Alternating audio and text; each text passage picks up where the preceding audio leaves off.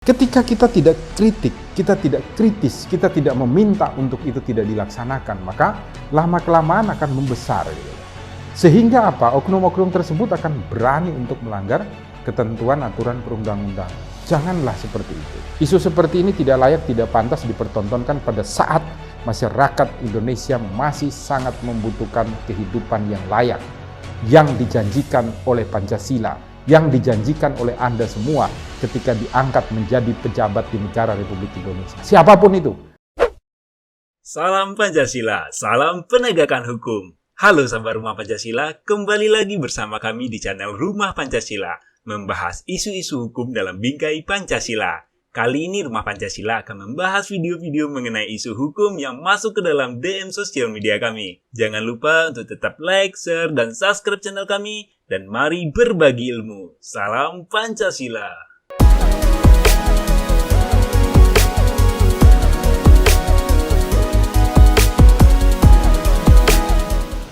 Salam Pancasila dan salam penegakan hukum. Selamat pagi sahabat Rumah Pancasila. Selalu sehat di rumah Indonesia. Ini muncul beberapa berita yang cukup menarik pagi ini. Salah satunya wacana agar penyelenggaraan pemilu 2024 diundur 2027. Salah satunya dari Wakil MPR RI dari Partai Kebangkitan Bangsa, Pak Jasilul Fawait, yang mengatakan kemungkinan ini bisa saja karena bisa dilakukan amandemen terhadap Undang-Undang Dasar 1945 maupun juga bisa dibuat melalui peraturan pengganti perundang-undangan atau Perpu. Nah, inilah yang selalu dikritik oleh Rumah Pancasila dan saya beberapa waktu terakhir ini, khususnya dalam PPKM.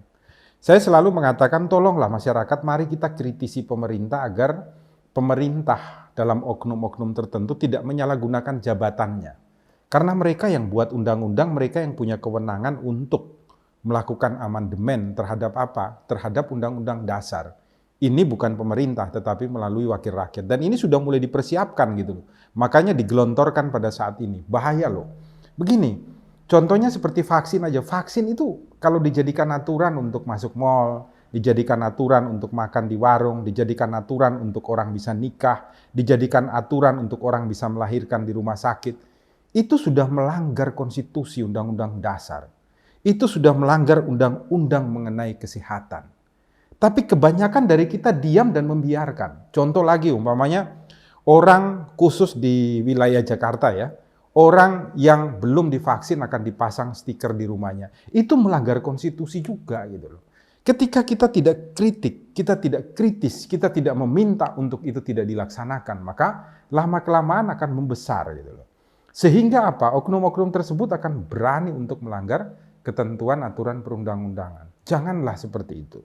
Kalau memang ketentuannya itu sudah harus pemilu penggantian presiden itu dilakukan 2024, ya kita harus lakukan 2024. Wong kemarin aja di zaman kita masih COVID menggunakan masker, tahun kemarin itu kan ada pemilu itu. Pemilihan bupati, wali kota, gubernur dilaksanakan kok. Di Amerika Serikat juga itu pemilihan presiden pada saat masih ada wacana COVID dilaksanakan. Jangan kita menjadikan alasan itu untuk kemudian kekuasaan itu dipegang oleh pihak-pihak tertentu yang belum tentu dipilih dan disetujui oleh rakyat. Sehingga terjadi masalah nanti di rumah Indonesia gitu loh. Karena mau tidak mau kalau hal itu terjadi pun Pak Jokowi kan tidak boleh menjadi presiden. Yang jadi adalah siapa yang akan ditunjuk berdasarkan Perpu atau berdasarkan amandemen Undang-Undang Dasar, dan itu tidak layak, tidak patut gitu loh. Berdasarkan Pancasila, kita mengambil momentum hanya untuk mempertahankan kekuasaan. Ini tidak baik sekali dan Rumah Pancasila sangat yakin Pak Jokowi mampu untuk kemudian tidak melakukan hal ini.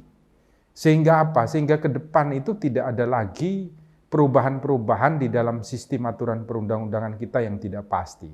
Mulai dari pertama kita merdeka, waktu presiden dibatasi, tidak dibatasi seumur hidup, terjadi kudeta dan lain sebagainya. Jangan sampai ini terjadi lagi pada saat ini. Rumah Pancasila berharap marilah timbulkan isu-isu yang menarik gitu loh. Khususnya bagi Anda juga di MPR maupun DPR, isunya itu adalah kebutuhan rakyat pada saat ini. Yang pertama adalah bukan hanya bantuan yang dikasih digelontorkan seketika, tetapi bagaimana MPR, DPR, pemerintah berusaha untuk membuka lapangan kerja baru bagi kita.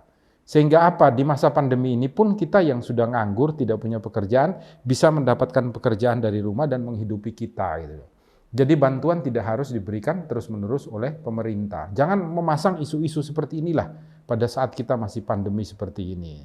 Isu seperti ini tidak layak, tidak pantas dipertontonkan pada saat masyarakat Indonesia masih sangat membutuhkan kehidupan yang layak, yang dijanjikan oleh Pancasila, yang dijanjikan oleh Anda semua ketika diangkat menjadi pejabat di negara Republik Indonesia. Siapapun itu, mau itu kepala dinas, mau itu bupati, mau itu wali kota, mau itu gubernur, mau itu menteri, mau itu presiden, mau itu DPR, dari tingkat 2 sampai dengan tingkat pusat, semuanya wajib untuk melayani dan mengayomi serta melindungi masyarakat Indonesia. Janganlah bicara tentang pemilu dulu. Mohon juga lah, jangan dibuat isu-isu baru yang kemudian membuat masyarakat itu semakin tidak percaya kepada pemerintah, kemudian menganggap bahwa seolah-olah semua ini adalah kesalahan pada seorang presiden. Janganlah diutak-utiknya seperti ini sehingga kemudian mengganggu presiden dan seluruh kabinetnya di dalam memberikan pelayanan kepada masyarakat. Oleh karena itu, mari kita membangun Indonesia secara baik dengan mengupas hal-hal yang saat ini benar-benar dibutuhkan oleh negara Republik Indonesia.